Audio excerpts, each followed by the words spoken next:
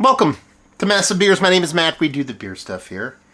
A little bit of lager up in this piece in the form of Jack's Abbey. It is their Bohemian Dusk. Yeah, this is a dark Czech style lager that was canned almost exactly a month ago. Their description of this is to double decoction mash, light and dark are often used as contrast, but something special can be found where light and dark meet. That's what inspired this beer. Traditional Bohemian floor malts.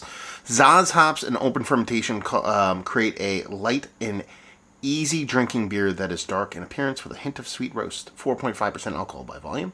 Bohemian floor malts, Czech Zaz hops, done and done. I like their new rebranding. It's still Jack's Abbey, but a little bit more kind of refreshed, updated. Lager glass.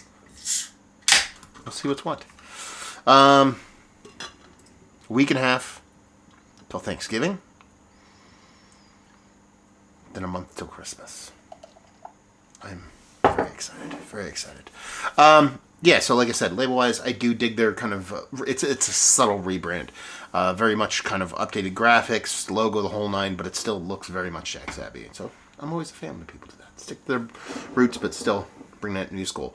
Yeah. Guess what? Looks like a dark lager. Actually, a little bit lighter than I would imagine. It's probably not going to come off that way on camera. But if I take my little thing here, no, it's not even going to show up that way. It's a little bit more like iced tea-like in color as opposed to a little bit more dark. Not that this can't fall in those style guidelines, but typically when you're talking about a Czech dark lager, typically comes off a skosh darker than this, but who am I? Jack's Abbey, I didn't know what the hell they're doing. It's got that nice khaki-colored head. Definitely looks the part.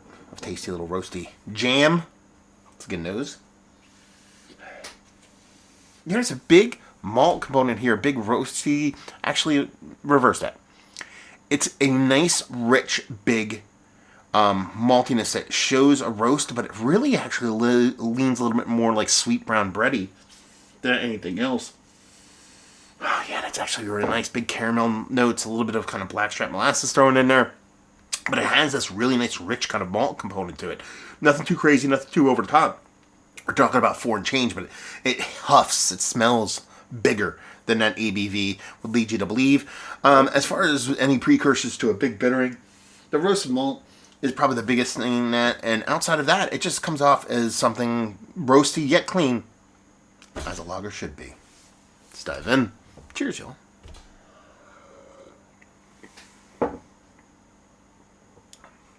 I like that. Nice, snappy bittering on top of this really rich maltiness. It's not a chocolatey malt. It has a roast to it, but again, I think that roast is being accentuated a little bit by a bit of bittering in there. It is this really nice, like if you bake the brown bread and you purposely made it a bit sweet with a little bit of caramel, a little blackstrap molasses, that's really how the roasted malt's kind of coming off on this. And it comes off absolutely beautiful. We're kind of dipping slightly into a little more bittering version of a Bock at this point, rather than a Czech dark lager. I'm not going to complain about that. It's almost like a session Bock, you know? It almost reaches a mouthfeel, too, as Bock level. Not necessarily double Bock, but, man, it has that nice, clean drinking lageriness to it. It does have a richness to it. It does have a little bit of a silky mouthfeel to it, so it kind of makes me think of this more of a Bock rather than a Czech dark lager. The only thing that really kind of keeps that in that direction is the bittering here. It has the bittering of what you'd expect from a Czech lager, with that Zaz really coming through, popping you left and right, little quick jabs of this nice kind of bittering component. It comes off very earthy, spicy, but nothing too crazy. It's a really good beer. Let's put it that way. It's a really good beer. You're talking about sub 5%, bringing all the roast star belong to us on top of this nice kind of popping bitterness with this really cool mouthfeel that retains its lager vibes, but at the same time adds a little bit more kind of lushness to it that you don't typically get with lager. So you're playing with both of those worlds, which is a cool trick to pull off. I think it's fantastic. Listen, I love me some lager, but there's a lot of bad lager out there. Pretty sure Jack's Abbey's never been a kind of known to make bad lager, but that sounded like I was going to say something negative. That's not the case. They seem to be really kind of opening up the throttle on lager. And by that I mean not that they didn't make these kind of lagers, but it was very much, Pilsner. It was not close to the Vest lager, because they make all kinds of lagers, But it seems like, over the past couple of years, with craft really embracing a lot more in the lager life, with breweries popping up that are just lager centric, whether it be Bierstadt out west or up towards these guys, you have Notch and Sacred Profane and Schilling and things like that.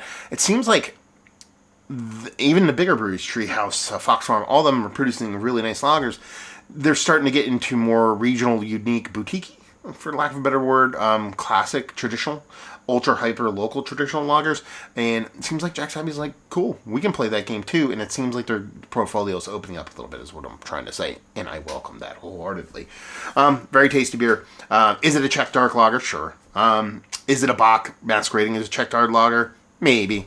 Is it a delicious beer? That's 100%. So say that. It's absolutely fantastic. Well done. Talking about something I get for $12.50 a 4-pack, giving me these malty vibes and a nice kind of bittering pop and a beautifully well done razor clean lager. Sign me up. Sign me up any day of the week. So there you go. Reviewing the books. Is this one of the better dark lagers I've had? Is like, yes. Mount Rushmore status? Probably. Worthy. Yes. Value and availability? Off shelf. $12.50. Come on now. And leave you with, if you like what, will you like this? If you like dark lager, if you like Box, but you want something a bit more accessible, and if you just like clean, well-made beers that have a roast component that is more lightly sweetened, bready roastiness as opposed to a big, aggressive roastiness, it's going to be your jam. So there you go. Reviewing the books. Jack's Abbey, have you been to the brewery? I have. Have you been to the brewery and drank this beer? I need to know. Have you bought a can of this beer? All that fun stuff. Let's talk about it all down there. Words. Hopefully you enjoyed the review. Hopefully you enjoyed a little bit of dark lager. Hope to see you next time. Cheers, y'all.